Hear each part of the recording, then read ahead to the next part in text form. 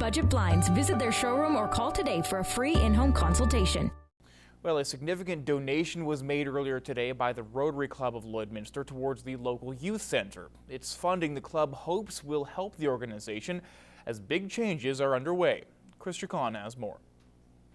We donated $8,000 to the youth center to help with their new facility, because we think it is really important to have this facility available to them now, and really doing good for the youth in the community.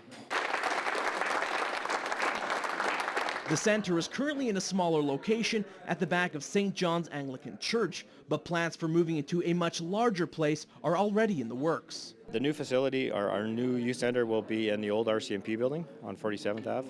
And we're just in a process of continuing some renovations. With a larger location comes higher expenses and more of a need for additional funding. Funding is very important for the youth center, as we're a nonprofit organization.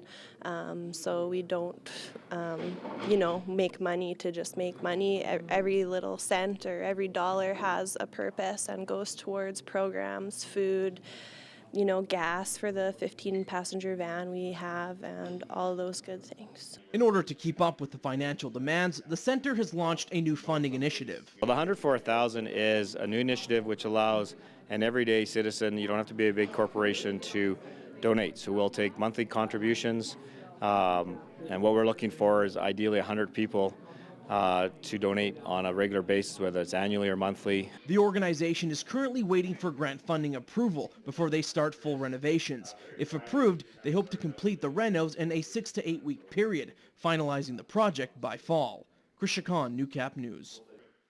Well, one lucky Lloydminster man recently won a prize, perfect for watching the big game. Dr. Kevin Govender was the recipient of the Ultimate Man Cave, a contest held by a Boundary Ford.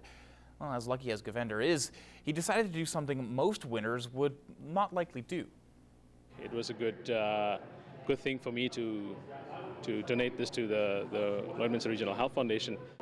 One massive 58-inch TV, 2 Palliser chairs, and 1 mini fridge were all a part of the Ultimate Man Cave giveaway, which are now being donated to help another cause. The first time that somebody's won something and has turned around and re-gifted it back to us for sort of further excitement. So it's kind of like the gift that keeps on giving, I guess you could say. So we're really excited to be part of it.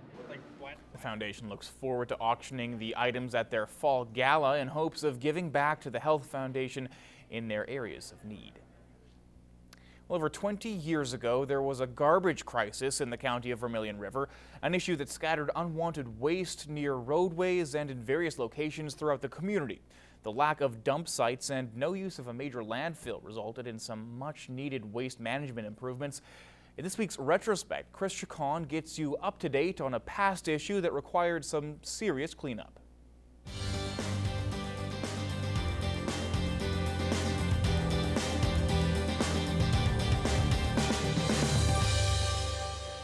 There's a looming garbage crisis in the county of Vermilion River. A number of county-operated dump sites have already been phased out, and others are nearing capacity. With more and more dumps disappearing, pressure is building on other sites to pick up the overflow. Provincially hired consultants claim it would be a lot easier to develop one large site rather than replace 8 others. But if the proposal meets opposition, there's potential for problems. What you're facing then is 7 or 8 sites that are in place at the moment that will have to be replaced over the next 5, 10, 15 years. So you're looking at 8 siting problems, and this, as opposed to having one regional landfill site where really you're only going to potentially face opposition for that one particular site. The plan is to replace the existing dumps with 8 transfer stations and a transport to make regular stops. The garbage will be hauled off to a regional landfill, possibly in the Eiley area. The province would pick up the construction price tag, while the county would provide operational funding. Waste Management Authority Chairman Richard Vanny doesn't expect much opposition, no matter where the chosen site is.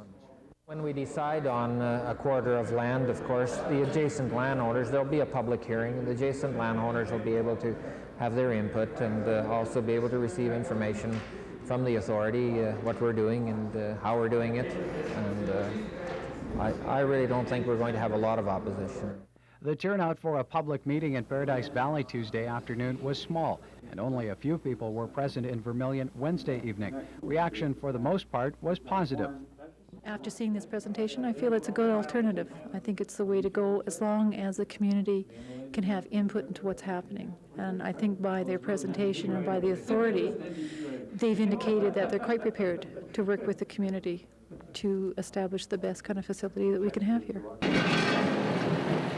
Fast forward to now, some major changes have been implemented. In 2016, there is no more garbage crisis in the County of Vermilion River, Town of Vermilion region.